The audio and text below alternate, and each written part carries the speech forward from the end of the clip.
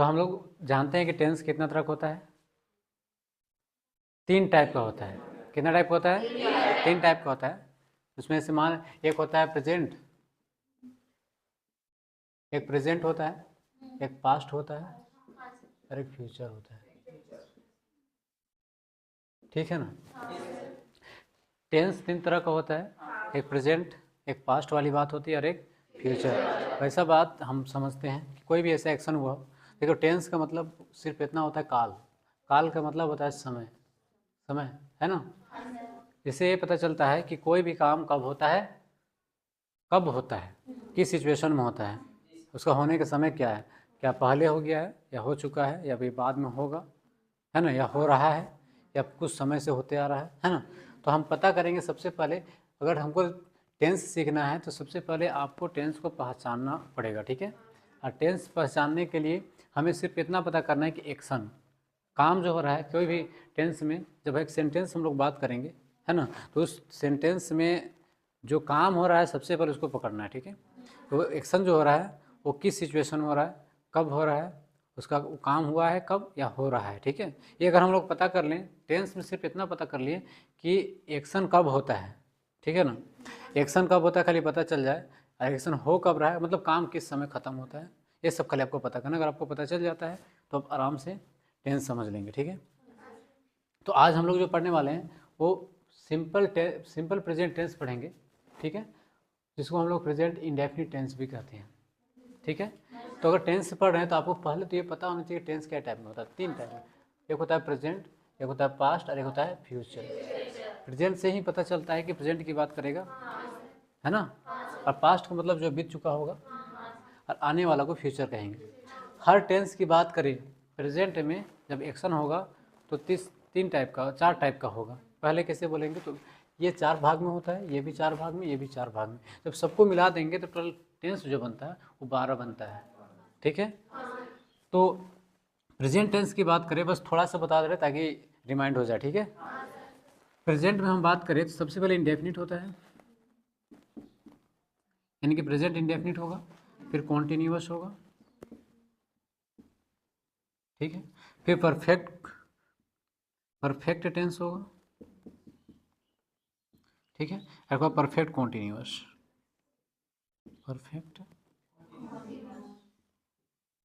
Continuous. तो इस तरह से हम देखेंगे तो ये 3 जो टेंस हैं सभी का 4 भाग होता है, एक इंडेफिनिट, एक कॉन्टिन्यूअस, एक परफेक्ट और परफेक्ट कॉन्टिन्यूअस। अगर प्रेजेंट की बात करेंगे तो present indefinite tense, present continuous tense, present perfect tense और present perfect continuous tense. Past की बात करें तो पास्ट इंडेफिनिट टेंस हो जाएगा, पास्ट कॉन्टिन्यूअस टेंस हो जाएगा, पास्ट परफेक्ट टेंस हो जाएगा और पास्ट परफेक्ट कॉन्टिन्यूअस टेंस हो जाएगा। फ्यूचर की बात करें सेम टू सेम यही चीज़ होगा, पास्ट फ्यूचर इंडेफिनिट टेंस होगा, फिर फ्यूचर कॉन्टिन्यूअस भी होगा, फ्यूचर में परफेक्ट भी होगा और फ्यूचर में परफेक्ट कॉन्टिन्यूअस भी होगा।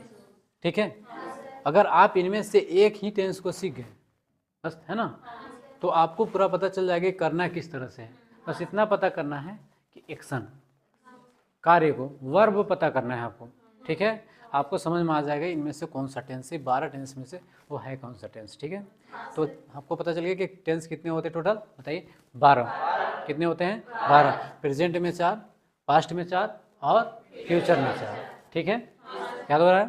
ठीक है, तो इंडेफिनिट टेंस की मतलब क्या होता है? इंडेफिनिट की जब बात करें, इनडेफिनिट जिसको सिंपल भी कहते हैं हम लोग। ठीक है, इंडेफिनिट का मतलब होता है निश्चित नहीं होना, हमें निश्चित पता नहीं होगा।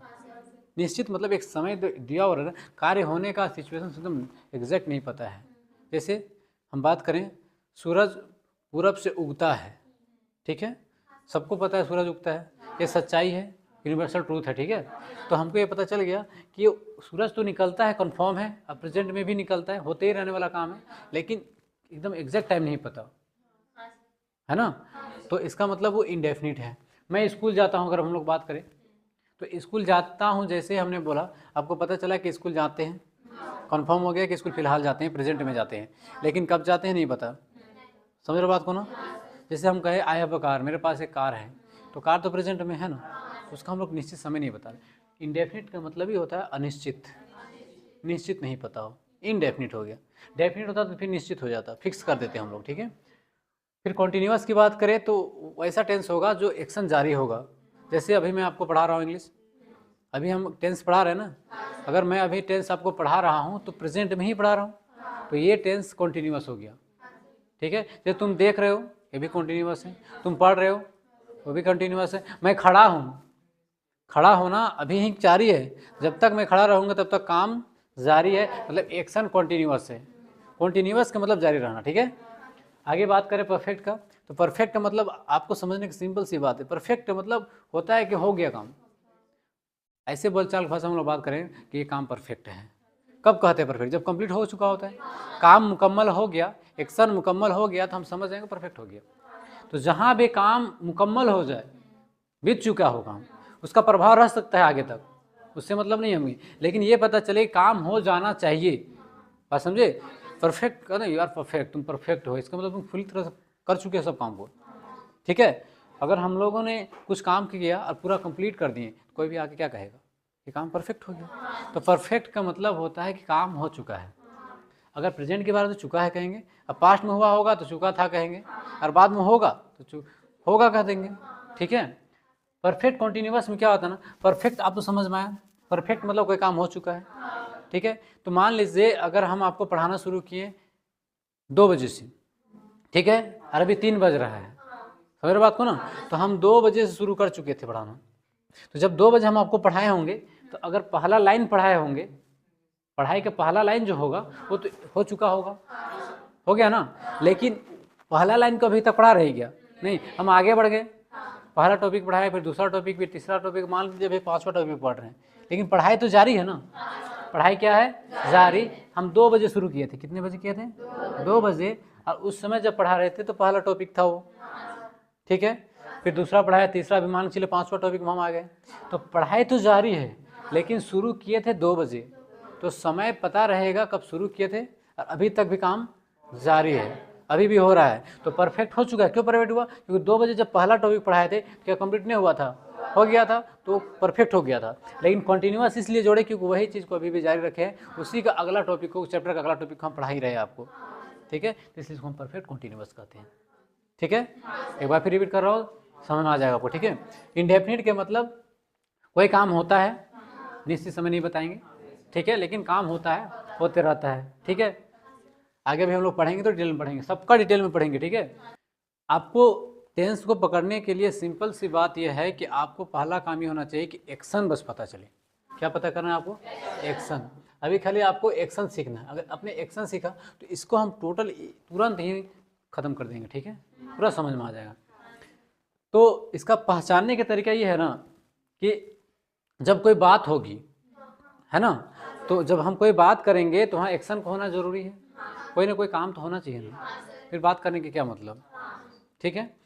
तो जब बात किया जाए, कोई सेंटेंस होगा तो उसमें हैबिचुअल एक्शन आएगा। ऐसा बात करेंगे, हैबिचुअल का मतलब तो आदत, आदत वाली बात। जैसे ये जो मेरा हाथ है ना, दाहिना हाथ है, मैं जितना भी दिन लिखता हूँ तो दाहिने हाथ से लिखता हूँ, ये मेरा आदत है। ऐसा नहीं कि हम इससे लिखेंगे तो होगा, ठीक है। किसी का आदत होता है लेफ्ट हैंड से लिखने का, तो भी उसका हैबिचुअल एक्शन हो गया, बात समझे। किसी को चलने का अलग अलग हैबिट होता है, कोई कुछ इस तरह से चलता है, कोई झुक के चलता है ना, तो वो सब हैबिचुअल हो गया। हैबिचुअल के मतलब आदत, किसी की परमानेंट आदत की बात करेंगे ना, परमानेंट आदत को ना, तो वो समझ जाइए उस हैबिचुअल एक्शन है। तो जहाँ पे परमानेंट आदत की बात की जाएगा, आप समझ जाइएगा प्रेजेंट इंडेफिनिट टेंस है, कोई दिक्कत नहीं है। या फिर रिपीटेड एक्शन, जैसे मैं स्कूल जाता हूँ तो आज भी जाता हूँ, कल भी जाता हूँ, हमेशा होते रहता है कि नहीं, हमेशा होने वाला काम है ना। तो जो रिपीट करेगा बार बार, वो काम हमेशा होते रहेगा। जैसे तुम क्लास डेली आते हो तो रिपीट करते हो, आज भी आया, कल आओगे, फिर आओगे, है ना। तो या तो रिपीटेड एक्शन होगा या तो हैबिचुअल एक्शन होगा, तो हम समझ जाएंगे कि ये सिंपल प्रेजेंट टेंस है, कोई दिक्कत नहीं। जैसे कुछ एग्जाम्पल्स भी लिखे हैं, ही राइट्स, वह लिखता है, विद द लेफ्ट हैंड, बाएं हाथ से, तो उसकी आदत है बाएं हाथ से लिखना, मतलब ये सिंपल प्रेजेंट टेंस हो गया, ठीक है। आई गो टू बेड, मैं बिस्तर पे जाता हूँ यानी सो जाता हूँ 10 बजे, तो ये मेरा आदत है 10 बजे सो जाने का, है कि नहीं, रिपीट करता हूँ बार बार, रिपीटेड एक्शन हो गया ये, ठीक है। तो रिपीटेड की बात करें या हैबिचुअल एक्शन की बात करें तो आप समझ जाएगा वो प्रेजेंट टेंस है, सिंपल वाला, ठीक है। रूल नंबर 2 में क्या है? Universal truth. यूनिवर्सल ट्रूथ मतलब क्या होता है कि दुनिया में ब्रह्मांड में जो सच्चाई है, सच्चाई क्या क्या है? सूरज जो है ना वो हमेशा पूरब से उगता है, ये तो यूनिवर्सल ट्रूथ है, और डूब जाता है जाके पश्चिम में, सबको पता है। आग अगर ज्वाला हम लोग आग उत्पन्न करेंगे उसमें, है ना, आग लगाएंगे किसी चीज़ में तो हमें गर्मी लगेगा, तो आग हीट करेगा, इससे ये पता चलता है उष्मा देगा, आग ही नहीं देता है ईंधन, तो हम ये समझ लेंगे कि वो भी यूनिवर्सल ट्रूथ है ना। हमको पता है पानी उबलने लगता है 100 डिग्री सेल्सियस पे, है कि नहीं, ये तो यूनिवर्सल ट्रूथ है ना। 100 डिग्री सेल्सियस तक गर्म करो कोई भी पानी को तो उबलने लगेगा, इससे पता चलता है कि ये यूनिवर्सल ट्रूथ है। तो पता चल गया कि यूनिवर्सल अगर ट्रूथ है, जो सच्चाई के बारे में बात किया जाए, जो ब्रह्मांडीय सच्चाई है, तो हम पूरी तरह समझेंगे ये सिंपल प्रेजेंट टेंस है, ठीक है। या फिर देखिए the sun rises in the east, सूरज पूरब से निकलता है, ये भी तो सच्चाई है कि नहीं, कभी चेंज होगा क्या? अब पश्चिम में डूबता है, बात समझ में आ गया, हैबिचुअल एक्शन भी समझ में आ रहा है, और यूनिवर्सल ट्रूथ भी आपको समझ में आ गया, ठीक है। आगे बात करते हैं।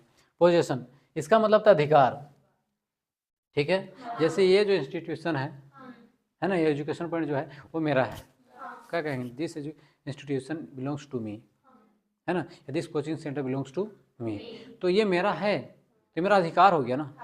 This pen is belongs to, this pen belongs to me, ये पेन जो है वो मेरा है, बात समझ रहे ना। जैसे मेरा घर है, मेरे पास एक कार है, आई हैव अ कार, मेरे पास एक बाइक है, आई हैव अ बाइक, तो जब भी बात करेंगे अधिकार का, है ना, किसी अपने चीज़ को अपने बताना, उसी को अधिकार कहा जाता है, ठीक है। तो अगर ऐसा होगा तो हम समझ जाएंगे वो क्या है, सिंपल प्रेजेंट टेंस, कोई दिक्कत नहीं है। तो रूल नंबर 3 तक क्लियर हो गया। रूल नंबर 4 में क्या, परमानेंट सिचुएशन। परमानेंट सिचुएशन क्या होता है, जो हमेशा, जैसे ये जो हमारा कोचिंग सेंटर है, इसका मुंह किधर है, फेस किधर है, तो हम कहेंगे पश्चिम की तरफ है, पूरब की तरफ है, सॉरी, है कि नहीं है, तो ये परमानेंट सिचुएशन है। कभी ऐसा हुआ है कि पश्चिम की तरफ हो गया इसका फेस, हमेशा जैसा वैसे रहेगा, समझ रहे बात को कि नहीं। जैसे दिल्ली जो शहर है वो गंगा किनारे है मान लीजिए, तो हमेशा वहीं रहेगा, बात समझे। कोई ऐसा चीज़ है जो परमानेंट सिचुएशन है, बात समझे कि नहीं। जैसे हमारे देश की राजधानी कहाँ है, नई दिल्ली, और नई दिल्ली में संसद भवन है, तो परमानेंट सिचुएशन है उसका, जहाँ पे है हमेशा वहीं रहेगा। सुप्रीम कोर्ट कोलकाता में है, बात समझे कि नहीं। तो जो चीज़ परमानेंट सिचुएशन उसका वहीं रहेगा, बात समझ रहे हो ना, तो हम समझ जाएंगे कि वो एक सिंपल प्रेजेंट टेंस की बात कर रहे हैं। तो परमानेंट सिचुएशन की बात करें तो भी वो कैसा टेंस होता है, simple present tense. Permanent situation समझ में आया, तो कोई चीज़ है हमेशा से वैसी रहेगा, ठीक है। आगे बात करें न्यूज़पेपर हेडलाइंस, जैसे कि मान लीजिए कोई भी एक बात बोले, जैसे विराट कोहली को भारत रत्न मिला, तो न्यूज़पेपर में हेडलाइन में लिखा रहता है, तो प्रेजेंट टेंस में लिखेगा वो, सिंपल प्रेजेंट टेंस में, बात समझे। सचिन तेंदुलकर को जैसे मिला था भारत रत्न, है ना, तो क्या कहेंगे, सचिन तेंदुलकर रिसीव्स द भारत रत्न, तो रिसीव्स बोले, एस लगा दे रहे हैं ना। इससे मतलब ये पता चला कि अगर न्यूज़पेपर के हेडलाइंस जितने होंगे वो क्या होंगे, सिंपल प्रेजेंट टेंस, है ना। तो ये भी एक नियम है पता करने का, अगर न्यूज़पेपर के हेडलाइंस हो तो भी टेंस कौन सा होगा पता कर लोगे, ठीक है।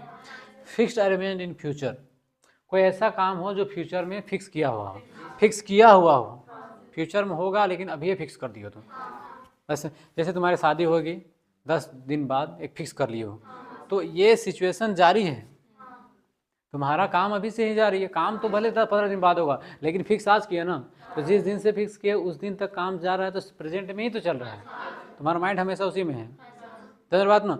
जैसे मेरा पापा आने वाला, कल आएंगे, तो आएंगे बोल रहे हैं ना, लेकिन वो फिक्स है, हमारा जो अरेंजमेंट है वो फिक्स है कि कल मेरा पापा आने वाले हैं, है कि नहीं। तो जब कोई भी क्या बोलते हैं एक्शन फ्यूचर के लिए फिक्स किया हो, बात समझे, वो प्रेजेंट इंडेफिनिट टेंस में आता है, बात समझे। जैसे कि अभी ठंडी का छुट्टी है स्कूल, लेकिन खुलने वाला है स्कूल, तो वो तो फिक्स है ना, तो और क्या कहेंगे, स्कूल खुलने वाला है, स्कूल खुलने वाला है, 8 तारीख को 10 तारीख को खुलेगा कहेंगे, भलेगा करे, तो फ्यूचर में समझ लेना इसको। लास्ट के लफ्जों से पता नहीं की जा सकती कि कौन सा टेंस है ना, लेकिन अधिकतर वही होता है जो एक तरह से दिमाग में बैठाया जाता है। जैसे मैं जाता हूँ, पढ़ता हूँ, ता आ रहा है ना, इसका मतलब ये नहीं कि प्रेजेंट टेंस ही हो जाएगा, इससे समझ रहे बात को ना।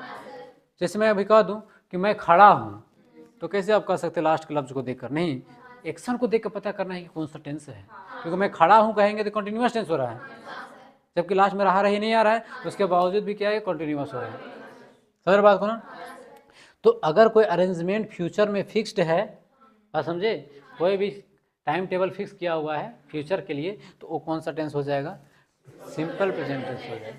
ठीक है, तो इतना हमने बताया कुछ कुछ जिससे समझ में आ रहा है कि सिंपल प्रेजेंट टेंस को हम कैसे पकड़ सकते हैं आराम से। ठीक है, तो अगर इतना समझ गए ना तो हम लोग इसको बना के देखते हैं कि कैसे आप इसको ट्रांसलेशन करोगे, कैसे बनाओगे। अगर हिंदी में लिखा रहे तो इंग्लिश उसका कैसे करोगे। ठीक है, तो जब हम बात करेंगे सिंपल प्रेजेंट टेंस में, प्रेजेंट इंडेफिनिट टेंस में, तो बात करने का 2-3 टाइप में बात कर सकते हैं। एक हाँ वाली बात करेंगे, जिसमें हम कहेंगे कि मैं जाता हूँ, तुम पढ़ते हो, तुम सोते हो, इस तरह की बात करेंगे। लेकिन अगर मना करने की बात हो तो नेगेटिव भी तो बोलेंगे, मैं नहीं जाता हूँ, मैं नहीं पढ़ता हूँ, नहीं सोता हूँ, है ना। ठीक है बात को, तो नेगेटिव में भी बोल सकते हैं। और अगर हमको ज़रूरी नहीं कि खाली पॉजिटिव और नेगेटिव बोले, कभी सवाल भी तो पूछना पड़ सकता है, तुम क्या खाते हो, तुम क्या करते हो, है ना। तो या तो पहली बात में हम जवाब देंगे, या तो जवाब नाम देंगे, या तो हाँ में देंगे, या बात हाँ में करेंगे या तो ना में करेंगे। और एक सवाल पूछेंगे, और एक सवाल क्यों पूछेंगे, तुम क्या खाते हो, क्यों खाते हो, क्यों पढ़ते हो, इस तरह की बात करेंगे। तो टोटल 4 तरह से बात करेंगे हम लोग इस टेंस में। ठीक है, तो सबसे पहले तो इसको लिखने का तरीका क्या होता है ना, वो समझ लीजिए। एक रूल्स होता है, नियम, स्ट्रक्चर कहेंगे जिसे हम। सब्जेक्ट लिखेंगे सबसे पहले, फिर वर्ब लिखेंगे। ठीक है, लेकिन ऐसे समझिए, अगर हाँ वाली बात हो, पॉजिटिव बातें हों, ठीक है, तो उसको लिखने का तरीका क्या है, सबसे पहले आप लिखेंगे सब्जेक्ट। ठीक है, फिर वर्ब लिखेंगे, उसमें एस या ई एस जोड़ेंगे, प्लस ऑब्जेक्ट। ये हो गया आपका पहला रूल। अगर नेगेटिव वाली बातें हों, ना वाली बात हो, तो आप सब्जेक्ट लिखेंगे। ठीक है, फिर डू या डज लगाएंगे, डू या डज। अब डू डज लगाए तो नोट लगाना जरूरी है, प्लस वर्ब का अब पहला रूप आपको लिखना पड़ेगा, प्लस ऑब्जेक्ट। फिर अगर हम इंट्रोगेटिव की बात करें, क्वेश्चन मार्क वाला है ना, तो सब्जेक्ट हो जाएगा, सॉरी सब्जेक्ट नहीं होगा, पहले डू या डज आएगा। ठीक है, डू या does, plus subject, plus verb का पहला रूप, प्लस ऑब्जेक्ट, प्लस अब क्वेश्चन मार्क देंगे। ठीक है, इसी तरह सवाल जब हम पूछेंगे तो बस ऐसे थोड़ी कहेंगे क्या मैं पढ़ता हूँ, मैं क्यों पढ़ता हूँ, ये भी तो कहेंगे। तो एक WH वर्ड वाला आता है, ये WH वर्ड क्या वो भी बता रहा हूँ मैं आपको। ठीक है, तो अगर ये वाला आ जाए तो सबसे पहले आपको कल बस इसी को लिख देना है, लगभग सेम वही रहता है। ठीक है, फिर डू या does plus verb one plus object plus question mark. बस आपको इतना पता करना है, ज़्यादा नहीं पढ़ना है, टेंशन नहीं लेना। ठीक है, इतना ही सीखिए, ख़त्म हो गया टेंशन। अगर आपको इतना समझ में आ गया ना, ये आपको समझ में आ जानी चाहिए। ठीक है, उसके बाद आपका काम खत्म हो गया, आप प्रेजेंट इंडेफिनिट टेंस सीख चुके हो। ठीक है, अब आपको क्या समझना है इसमें कि ये क्या है। ठीक है, देखिए ये स्ट्रक्चर है, इसको एक स्ट्रक्चर है। कैसे, सब्जेक्ट का मतलब वो होता है जो कार्य को करेगा, एक्शन को जो करेगा उसे सब्जेक्ट कहेंगे। और वर्ब होगा, वर्ब जब कोई काम होगा ना तो उसका भी सिचुएशन होगा, किस सिचुएशन में कौन कर रहा है, उसी हिसाब से एस या ई एस लगेगा। ठीक है, इसमें एक और चीज़ लिख दे रहा हूँ मैं नोट में ताकि याद रहे। अगर आपके पास आई रहे, वी, यू, दे और प्लूरल नाउन, ठीक है, अगर I, we, you, they plural noun रहे तो आप समझ लीजिएगा वर्ब में आपको एस या ई एस जोड़ देना है। बात समझ रहे हो ना, ई एस क्या करना है, जोड़ना है। लेकिन अगर दूसरा सिचुएशन में ही रहे सब्जेक्ट, सी, इट, नेम किसी का रहेगा या सिंगुलर नाउन रहेगा, एक वचन होगा, तो वर्ब में एस या ई एस बिल्कुल नहीं लगाना है आपको। ठीक है, ये हम पॉजिटिव सेंट के बाद बोल रहे हैं टेंस का, है ना। उसके बाद हम लोग नेगेटिव को भी देखेंगे। चलिए, ये 2 बात होगी। तो अभी हम बात करने वाले हैं सब्जेक्ट क्या होता है, जो किसी कार्य को करता है वही एक सब्जेक्ट होता है। अब कार्य करेगा तो वर्ब भी होगा, तो वर्ब होगा, ऑब्जेक्ट मतलब जिस कार्य को करेगा। ठीक है, सिंपल से एग्जाम्पल से, पहला एग्जाम्पल मान लीजिए, हम बोलते हैं मैं स्कूल जाता हूँ, मैं स्कूल जाता हूँ। देखिए, तो जब हम इस तरह से बात किए तो आपको ऐसा लगता है कि तुम स्कूल जाते हो, हमेशा जाते हो ना? ऐसा कभी होता है तुम्हारे पापा बोलते हैं मैं स्कूल जाता हूँ? नहीं कहेंगे, क्योंकि ऐसा प्रेजेंट में स्कूल जाने काम नहीं करते हो, उसका काम खत्म हो चुका है। वो पास्ट में क्या करते हो, कहेंगे मैं स्कूल जाता था, कहेंगे। जैसे मैं स्कूल नहीं जाता हूँ, है ना, मैं कॉलेज जाता हूँ, ठीक है। तो अभी हम कह सकते हैं कि मैं स्कूल जाता था, मतलब पास्ट में जाता था, अब प्रेजेंट में नहीं, लेकिन प्रेजेंट में तुम स्कूल जाते हो, ठीक है। तो इससे ये पता चला कि जो काम हम लोग कर रहे हैं ना, ठीक है, वो प्रेजेंट में कर रहे हैं, है ना, रिपीटेड एक्शन भी है और प्रेजेंट में करने वाला काम है। तो इससे पता चला कि कौन सा टेंस है, तो प्रेजेंट इंडेफिनिट टेंस है। क्लियर हो रहा है? तो सबसे पहले जब हम किसी भी सेंटेंस को लिखेंगे ना, तो सबसे पहले लिखा जाता है सब्जेक्ट को। जो सब्जेक्ट होगा, कार्य करने वाला जो कोई होगा, उसी को पहले लिखना है। तो यहाँ पे स्कूल जाने का काम हो रहा है, जाने का काम हो रहा है, बस पता करो आप, हो रहा है ना। लेकिन जाने का काम कौन करता है? मैं कर रहा है। सब्जेक्ट क्या है? आई है, सब्जेक्ट आई है ना। आई हमने जैसे लिखा तो फिर सब्जेक्ट कम खत्म हो गया, तो वर्ब लिख दीजिए आप। तो वर्ब में क्या है? जाने का, तो गो लिखेंगे, आई गो। अब हमको ये पता करना है कि एस लगेगा या नहीं लगेगा, ठीक है। तो यहाँ पे हमने देखना है I we you they a plural noun, एक से ज़्यादा, तो ये सब रहेगा तो वर्ब में एस एस को हम कतई भी नहीं लगाएंगे, बात समझिए, इसमें हम लगाएंगे, ठीक है।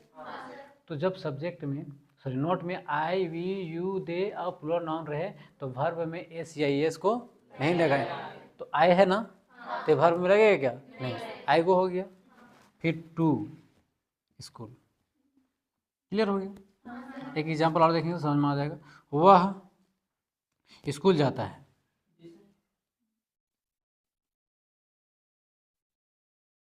अब यहाँ पे आपको ये पता करना है कि सब्जेक्ट क्या है, काम कौन कर रहा है, तो वह। तो सबसे पहले सब्जेक्ट लिखेंगे, तो ही लिखिए। क्लियर? अब जैसे हमने सब्जेक्ट लिखा तो वर्ब लिखना पड़ेगा। तो वर्ब क्या हो रहा है? जाने का। जाने को क्या कहते हैं? गो। तो यहाँ गो लिख देंगे। अब आपको ये पता करना है कि इसमें एस या ई एस लगेगा या नहीं लगेगा, क्योंकि रूल्स में है। तो हम पता करेंगे, तो ही है सब्जेक्ट, तो सब्जेक्ट अगर ही रहे ना तो एस या ई एस सबको लगाना है। तो यहाँ इसलिए लगा देंगे ई एस। एस नहीं लगाएंगे क्योंकि यहाँ वॉवेल्स है, वॉवेल्स नहीं होता तो एस लगाते हैं। He goes to school. देखिए, ऑब्जेक्ट भी लगा दिए, ठीक है। एक और एग्जांपल ले लेते हैं। मोहन आम खाता है।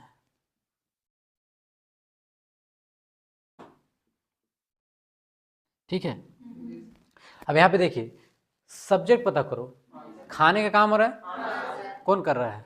मोहन। तो सब्जेक्ट मोहन हो गया, तो आप यहाँ पे मोहन लिख दीजिए, ठीक है।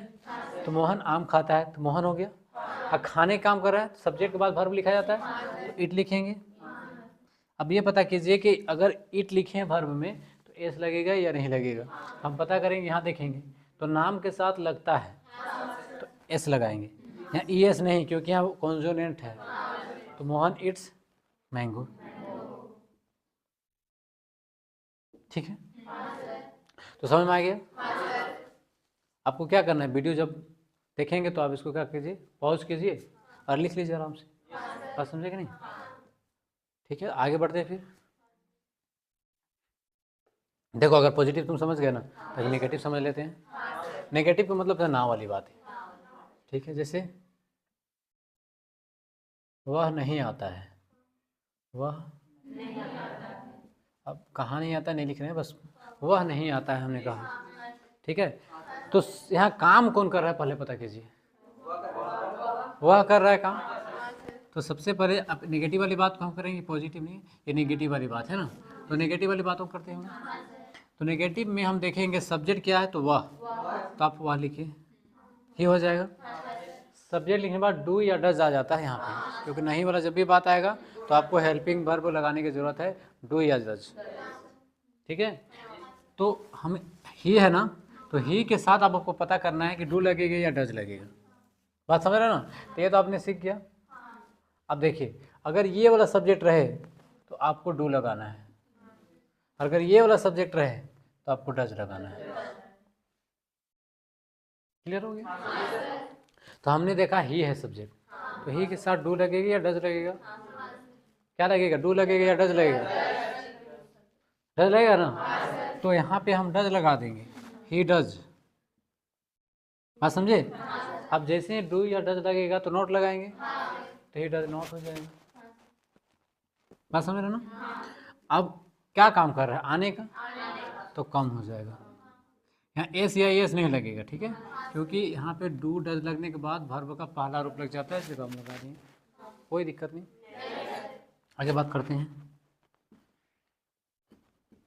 मैं स्कूल नहीं जाता हूँ।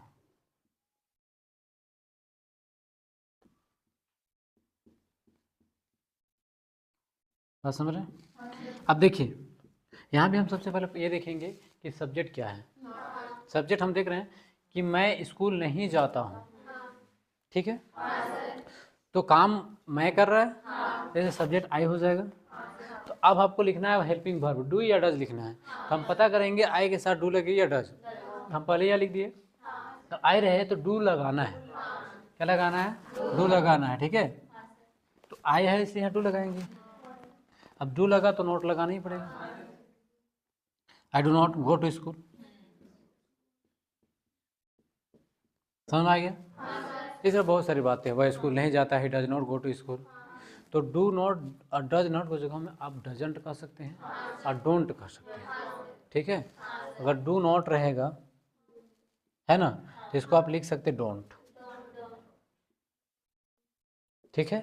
और अगर डज नॉट रहे आप क्या कहेंगे, डजंट, डजंट शॉर्ट में, ठीक है। तो मैं कहूँ वह नहीं जाता है, ही डजंट गो। मैं नहीं जाता हूँ, आई डोंट गो। तुम स्कूल नहीं जाते हो, you don't go to school. बात समझ रहे हो नहीं। तो डोंट या डजंट कह सकते हैं, या फिर पूरा भी लिख सकते हो, कोई दिक्कत नहीं। तीसरा पॉजिटिव समझ में आया, नेगेटिव भी समझ में आ रहा। अब इंट्रोगेटिव की बात कर लेते हैं, ठीक है। पॉजिटिव समझ में आया, नेगेटिव बात समझ में आ गया, तो हम लोग पॉजिटिव भी पढ़ लिए, नेगेटिव भी पढ़ लिए। अब इंट्रोगेटिव देख लेते हैं। इंट्रोगेटिव में क्या होता है ना, कि जब कोई हम बात करेंगे तो पहले क्या से शुरू करेंगे, क्या से। तो क्या मैं जाता हूँ, क्या तुम पढ़ते हो, क्या तुम सोते हो, क्या तुम रोते हो, क्या तुम हंसते हो, इस तरह की बात करेंगे, ठीक है। तो जब क्या क्या आ रहा है तो समझ लीजिए ये वाला सेंटेंस लिखना पड़ेगा। इसका मतलब ये हुआ कि क्या मैं स्कूल जाता हूँ, खुद से ही सवाल पूछ रहा हूँ, क्या मैं स्कूल जाता हूँ। या ऐसे भी बोल सकते हैं, क्या वह स्कूल जाता है, स्कूल, ठीक है। अभी एक या दो एग्जाम्पल लेंगे और सीख रहे हैं, ठीक है। सीखना जरूरी है, आपको बहुत सारा प्रैक्टिस सेट भेजेंगे, फिर प्रैक्टिस कीजिएगा, ठीक है। क्या मैं स्कूल जाता हूँ, तो सबसे पहले हमने देखा कि क्या आ गया, तो हम समझ गए कि क्वेश्चन मार्क लगा हुआ है, क्वेश्चन पूछने वाला बात है, यानी कि इंट्रोगेटिव सेंटेंस है। अब इंटेरोगेटिव सेंटेंस है तो हमको पता है कि डू या डज पहले आएगा। तो डू और डज का डिसाइड करता है सब्जेक्ट। क्या डिसाइड करता है, सब्जेक्ट। तो हमने देखा कि यहाँ पे डू या डज का डिसाइड कर रहा है सब्जेक्ट। तो सब्जेक्ट यहाँ पे क्या है, मैं। तो मैं के साथ डू लगता है, देखो आई के साथ डू लगता है ना। तो सबसे पहले आप डू लिखिए, ठीक है। फिर हम क्या लिखेंगे, सब्जेक्ट, डू आई, सब्जेक्ट हो गया। तो अब लिखेंगे हम लोग वर्ब, जाने का काम हो रहा है, तो जाने को क्या बोलते हैं, गो बोलते हैं। तो do I go to school, clear. क्या मैं स्कूल जाता हूँ, समझ में आ रहा ना। आगे बात करें, क्या वह स्कूल जाता है, तो हमने देखा क्या, समझ में आ गया। तो सबसे पहले डू या डज लिखना है, लेकिन पता करेंगे तो कैसे पता करेंगे, सब्जेक्ट के जरिए। सब्जेक्ट यहाँ वह है, तो वह ही होता है, तो ही के साथ डज लगता है। अब डज लिखेंगे, does he go to school, ठीक है।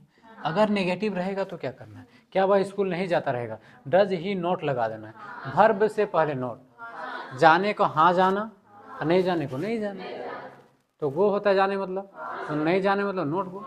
तो बस यहाँ नोट जोड़ देना। क्या तुम नहीं पढ़ते हो तो नोट लगा दो सबसे, वर्ब से पहले क्या लगाना है, नोट लगा। क्लियर समझ में आ रहा? तो इंट्रोगेटिव भी समझ में आ रहा, ठीक है। अभी एक एक बार सबको बता लेते, फिर सबको एक साथ मिक्स करके हम लोग पढ़ेंगे पूरा बोर्ड साफ करने के बाद, ठीक है। अगर ये समझ में आएगा तो इसको मिटा के फिर हम आगे बढ़ते हैं। WH वाला देख लेते हैं, ठीक है। अगर ये वाला समझ में आया, हाँ वाली बात, ना वाली बात भी, इंट्रोगेटिव भी आ गया समझ में। अब WH वर्ड क्या होता है वो देख लेते हैं। WH वर्ड में बस इतना याद रखना है ना कि यही सब बात तो बोलेंगे, हैबिचुअल एक्शन हो गया, फिर इनमें से ही कुछ होगा, ठीक है। लेकिन हम यहाँ पे ये देखेंगे कि जैसे अभी हम बोल रहे थे कि क्या मैं स्कूल जाता हूँ, अब हम कहेंगे तुम स्कूल क्यों जाते हो, तो क्यों आ रहा है बीच में ना, वाई। तो यहाँ पे W और H का मतलब समझिए, W से वाट होता है, ठीक है। फिर हम यहाँ पे बता रहे थे दूर में लिखे वाट, व्हेन, वेयर, वाई, ऐसे हाउ। ये 5 चीज़ आ गया ना तो आप समझ जाइए WH बोल रहा है। वाट मतलब क्या, वेयर मतलब कब, वेयर मतलब कहाँ, वाई मतलब क्यों, और हाउ मतलब कैसे। अगर कैसे, क्यों, कहाँ, कब, ये सब बात आता है। जैसे तुम क्या खाते हो, तुम कब खाते हो, तुम कहाँ खाते हो, तुम क्यों खाते हो, तुम कैसे खाते हो, ऐसी बात करेंगे। फिर अगर कहा तुम क्या खेलते हो, तुम कब खेलते हो, तुम कहाँ खेलते हो, तुम क्यों खेलते हो, तुम कैसे खेलते हो, ठीक है। तो ये सब बातें आएंगे तो सिंपल प्रेजेंट टेंस है। तो जैसे वह क्यों खेलता है, वह क्यों खेलता है, एक बात हो गई। दूसरा बात में अगर हम बोलें तुम स्कूल कब जाती हो,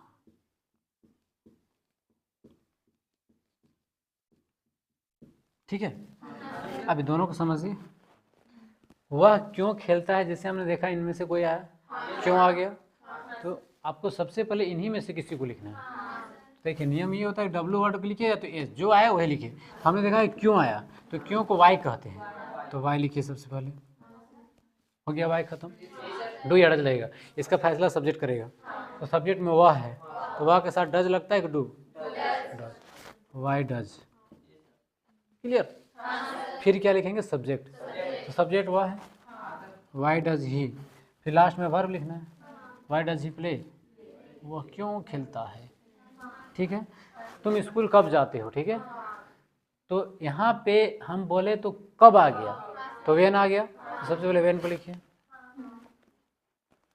अब वेन हमने लिखा, W वाला लिखा, डू या डज लगेगा, तो डू या डज फैसला करेगा सब्जेक्ट, तो तुम है ना, तो फटाक से डू लिखेंगे, वेन डू, फिर सब्जेक्ट आएगा, वेन डू यू, हो गया WH डू, फिर यहाँ पे सब्जेक्ट छूट गया ना, सब्जेक्ट प्लस वर्ब, ठीक है। तो वेन डू यू, सब्जेक्ट आ गया, फिर हम लिखेंगे वर्ब, वर्ब क्या हो रहा है, जाने का, go to school, when do you go to school, समझ में आ गया, ठीक है। यानी कि अगर हम टेंस के बात करें, सिंपल प्रेजेंट टेंस का, तो 4 तरह से हम बात करेंगे, यही चारों बात करेंगे, ठीक है। 4 में से जो आ जाए हम इसके हिसाब से स्ट्रक्चर हमने लिखा है, अब देख के समझ सकते हैं, ठीक है। अब हम क्या करते हैं ना कि सबको साफ कर लेते हैं, उसके बाद सभी को रिमाइंड करते हैं और फिर देखते हैं कि कितना सीख पाए, ठीक है। देखो अगर सबको सीख गया ना तो अब सबको उससे पहली बात है कि हम सबको एक बार रिवीजन करते हैं, ठीक है। ये हाँ वाली बात है, ना वाली बात है, डू या डज यानी क्वेश्चन मार्क वाला है, और ये भी क्वेश्चन मार्क वाला है, ठीक है। तो पहला तो ये होता है कि अफर्मेटिव सेंटेंस हम बोलते हैं, ठीक है। इसको अफर्मेटिव बोलते हैं, इसको नेगेटिव सेंटेंस बोलते हैं, इसको इंट्रोगेटिव बोलते हैं, ये भी इंट्रोगेटिव ही है, बस में WH वर्ड आ जाता है ना। तो WH मतलब आपको समझ में आ गया, वाट, वाई, क्यों, ये सब है ना। चलिए तो हम एग्जाम्पल सीखते हैं, फिर आपको बताना है, ठीक है।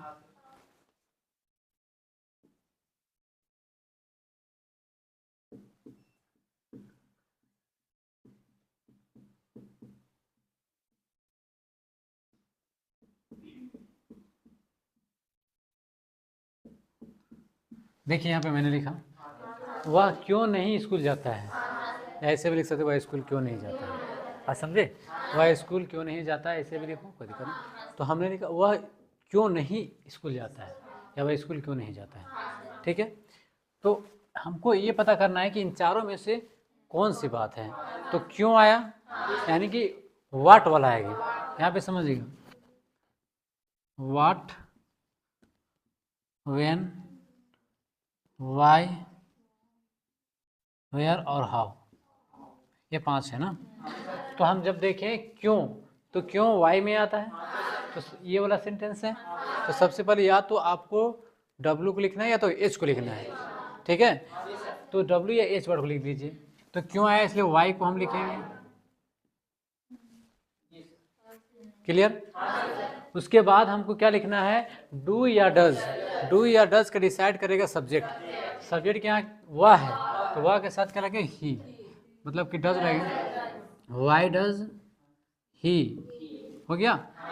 अब आता है नहीं वाली बात, वर्ब तो है, सब्जेक्ट हमने लिखा, फिर सब वर्ब लिखना है। तो वर्ब है लेकिन नाम है, नेगेटिव वर्ब है, तो नॉट लिखेंगे।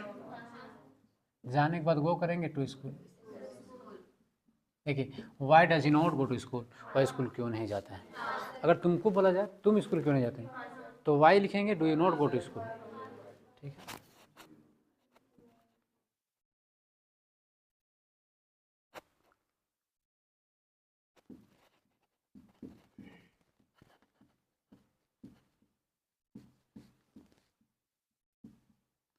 अब यहाँ पे देखिए, वह क्रिकेट खेलता है, बिल्कुल खेलने की बात कर रहे हैं, हाँ वाली बात कर रहे हैं। तो सबसे पहले सब्जेक्ट देखेंगे, तो फर्स्ट वाला देखेंगे हम लोग। तो सब्जेक्ट में क्या है, वह को ही कहेंगे। अब जब हाँ वाली बात में कोई डू डज हेल्पिंग वर्क की जरूरत नहीं है, तो ही। अब हम लोग लिखेंगे वर्ब, खेलने क्या बोलते, प्ले, ही प्ले। अब बताओ एस लगेगा या नहीं लगेगा। तो अगर ये वाला बात रहे, हाँ वाली बात रहे, तो एस या ई एस की बात की जाती है। तो ही के साथ एस या ई एस लगता है, ठीक है, तो एस लगेगा। He plays cricket. ठीक है, इसका मतलब ये हुआ कि आप लोग को समझ में आ चुका है। ठीक है, तो प्रेजेंट इंडेफिनिट जो टेंस है वो आपको पूरी तरह समझ में आ गया।